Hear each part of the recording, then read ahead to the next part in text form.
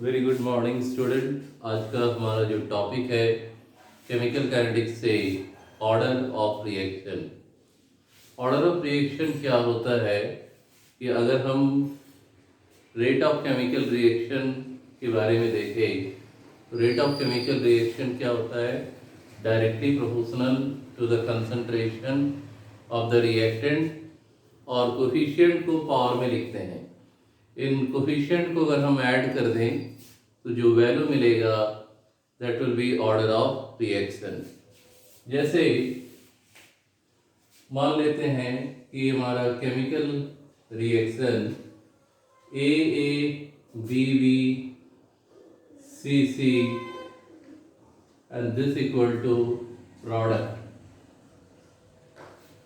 तो जो स्मॉल ए है, स्मॉल बी है और स्मॉल सी, ये क्या है, coefficient of the reactant A B and C. तो हम लोग जानते हैं rate of reaction directly proportional होता है concentration of the reactant. Concentration को स्क्वायर ब्रैकेट से डिनोट करते हैं, तो सभी का कंसंट्रेशन पहले लिख लेना है और जो कोफिशिएंट है इसको पावर में डालना है, ए बी सी। तो रेट ऑफ रिएक्शन को हम आर से डिनोट करेंगे, प्रोपोर्शनलिटी को के से रिप्लेस करते हैं, के को स्पेसिफिक रेट कांस्टेंट के नाम से हम लोग जानते हैं। तो इस तरीके से हमारा एक्सप्रेशन आ जाएगा R equal to K concentration A to the power A, B to the power B and concentration C to the power C। तो अगर हम A plus B plus C यानी सारे कोफिशिएंट को ऐड कर दें तो हमें क्या मिलेगा, order of reaction. Order of reaction, तो order of reaction simply means क्या है कि कोई भी केमिकल रिएक्शन अगर दिया हुआ है तो उसके जो कोफिशिएंट हैं उसको अगर हम रेज करते हैं पावर में तो उन कोफिशिएंट के सम को हम लोग कहते हैं ऑर्डर ऑफ रिएक्शन। और यहाँ पर एक इम्पॉर्टेंट पॉइंट डिस्कस करना जरूरी है। केमिकल रिएक्शन दो तरह से होते हैं। पहला होता है एलिमेंट्री रिएक्शन जो सिंगल स्टेप में कंप्लीट हो जाता है, और दूसरा होता है कॉम्प्लेक्स रिएक्शन जो मोर देन वन स्टेप में कंप्लीट होते हैं। और कॉम्प्लेक्स रिएक्शन की कंडीशन में जो स्टेप सबसे स्लो स्टेप होता है उस स्लो स्टेप को हम रेट डिटरमाइनिंग स्टेप कहते हैं, और उस स्लो स्टेप में जितने भी रिएक्टेंट मॉलिक्यूल रहेंगे उनकी कोफिशिएंट को जब हम पावर में ऐड कर लेते हैं तो हमें क्या मिलता है, ऑर्डर ऑफ रिएक्शन। तो we can say that order of reaction simply means the sum of coefficient of reactants in the rate determining state of a given chemical reaction is known as order of reaction. अब order of reaction के कुछ characteristics हैं, कुछ properties हैं, और वो properties क्या है, ऑर्डर ऑफ रिएक्शन मैकेनिज्म को डिफाइन करता है। मैकेनिज्म ऑफ द रिएक्शन, कोई रिएक्शन किस तरीके से कंप्लीट हो रहा है, that information we can gather by the help of order of reaction. Order of reaction zero भी हो सकता है, फ्रैक्शनल भी हो सकता है। ऑर्डर ऑफ रिएक्शन में बी जीरो और में बी फ्रैक्शनल। अब जीरो कैसे होगा इसके बारे में हम लोग आगे डिस्कशन करेंगे। इसके अलावा ऑर्डर ऑफ रिएक्शन जो है ये रेट डिटरमाइनिंग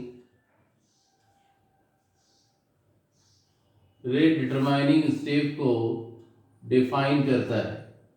कि अगर मान लो कॉम्प्लेक्स रिएक्शन है तो इसमें ऑर्डर ऑफ रिएक्शन का अगर एक्सप्रेशन दिया हुआ है तो उस कॉम्प्लेक्स रिएक्शन के स्लोएस्ट स्टेप को हम आसानी से फाइंड आउट कर सकते हैं।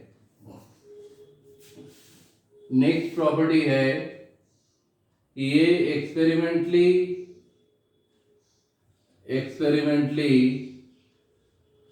कैलकुलेटेड। तो ऑर्डर ऑफ रिएक्शन कोई थ्योरेटिकल वैल्यू नहीं है, इसको अलग अलग मेथड से हम किसी भी केमिकल रिएक्शन का order of reaction find out कर सकते हैं। तो ऑर्डर ऑफ रिएक्शन की कैरेक्टरिस्टिक्स क्या है? It gives the idea about the mechanism of the reaction. Order of reaction 0 हो सकता है, फ्रैक्शनल हो सकता है, रेट डिटरमाइनिंग स्टेप को डिफाइन करता है और इसको हम एक्सपेरिमेंटली कैलकुलेट कर सकते हैं। ऑर्डर ऑफ रिएक्शन को बेस करते हुए केमिकल रिएक्शन को कई और कैटेगरी में डिवाइड किया गया है, जैसे जीरो ऑर्डर रिएक्शन, दूसरा है फर्स्ट ऑर्डर रिएक्शन, तीसरा second order reaction, fourth third order reaction और पांचवा स्यूडो ऑर्डर और स्यूडो फर्स्ट ऑर्डर रिएक्शन के नाम से जानते हैं। तो on the basis of order of reaction we can categorize chemical reaction into 5 different categories, which are zero order, first order, second order, third order and pseudo order reaction। अब सभी के मन में एक सवाल आ रहा होगा और वो ये है कि what is zero order reaction. क्योंकि कोई भी केमिकल रिएक्शन अगर हम लेंगे तो उसमें रिएक्टेंट तो होगा और रिएक्टेंट अगर होगा तो उसका कोफिशिएंट भी होगा और अगर कोफिशिएंट है तो उसका सम भी हम निकाल सकते हैं। तो हमें ऑर्डर ऑफ रिएक्शन मिलना चाहिए, लेकिन जीरो कैसे होगा? इसको इस तरीके से समझते हैं, बहुत सारे केमिकल रिएक्शंस ऐसे होते हैं जो कंसंट्रेशन ऑफ द रिएक्टेंट पर डिपेंड नहीं करते हैं, उनका रेट ऑफ रिएक्शन डिपेंड करता है सम अदर एक्सटर्नल फैक्टर्स। ऐसे रिएक्शन जीरो ऑर्डर रिएक्शन की कैटेगरी में आते हैं। तो जीरो ऑर्डर रिएक्शन का डेफिनेशन क्या हो गया? The chemical reaction whose rate is independent upon concentration of the reactant but depends upon some other factors considered as zero order reaction. इसमें ध्यान से समझो, जैसे फोटोसिंथेसिस रिएक्शन या reaction of methane with chlorine in presence of light, तो ये वो reaction है जो लाइट के प्रेजेंस में प्रोसीड होते हैं, लाइट के प्रेजेंस में ही ये रिएक्शन पॉसिबल होते हैं। तो ऐसे रिएक्शन का रेट रिएक्टेंट के कंसंट्रेशन पर डिपेंड नहीं करता है। मान लो मीथेन ले लिया जाए, क्लोरीन ले लिया जाए, व्हाटएवर बी द कंसंट्रेशन, लेकिन लाइट के एब्सेंस में रिएक्ट कराने की कोशिश किया जाए तो चाहे कंसंट्रेशन कितना भी ले या कुछ भी ले, केमिकल रिएक्शन इस कंडीशन में नहीं होगा मीथेन और क्लोरीन के बीच में, क्योंकि ये रिएक्शन केवल और केवल इनिशिएट होता है लाइट के द्वारा। और ऐसे केमिकल रिएक्शन जो डिपेंड करते हैं some other external factor like light या कैटलिस्ट, इसको हम लोग क्या कहेंगे? Zero order reaction. तो स्टेटमेंट एक बार फिर से मेरे साथ रिपीट कर लो। The rate of chemical reaction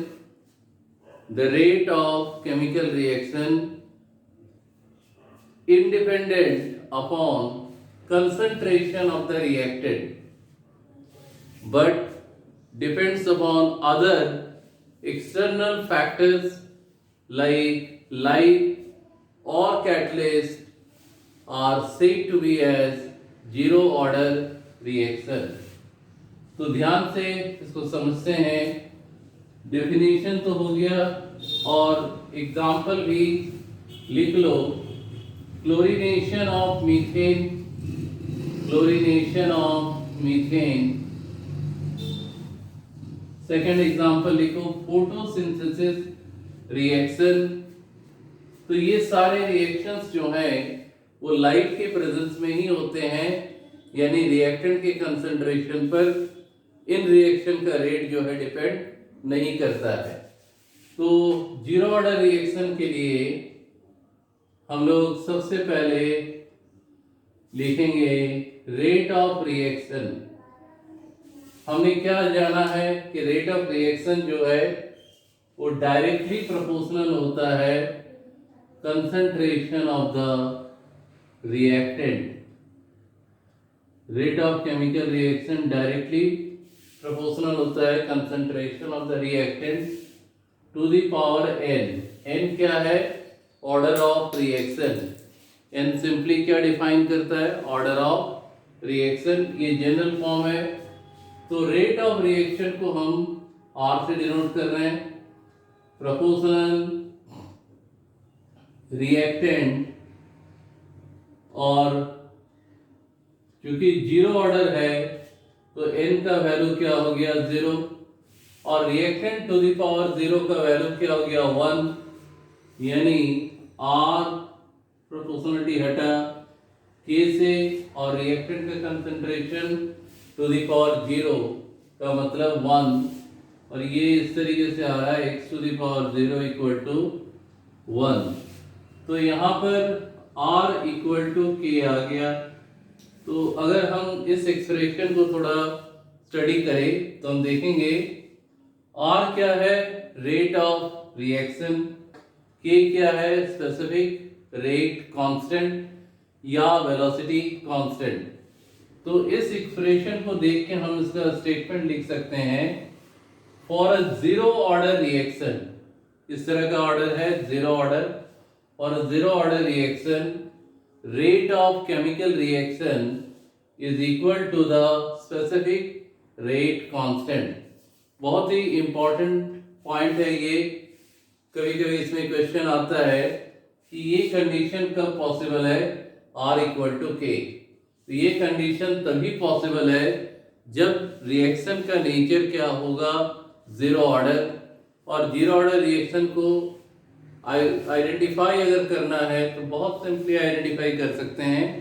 वैसे सारे रिएक्शन जो लाइट या कैटलिस्ट के प्रेजेंस में हो, they are the examples of zero order reaction. तो for a zero order reaction, rate of chemical reaction is equal to the specific rate constant. इसी प्रकार से फर्स्ट ऑर्डर के लिए भी डेफिनेशन लिखेंगे, सेकेंड ऑर्डर के लिए भी डेफिनेशन लिखेंगे, थर्ड ऑर्डर के लिए भी डेफिनेशन लिखेंगे। तो यहाँ पर ये रिएक्शन का जो कैटेगरी है जीरो ऑर्डर रिएक्शन, ये हम लोगों ने यहाँ पर इसको अच्छे तरीके से समझ लिया।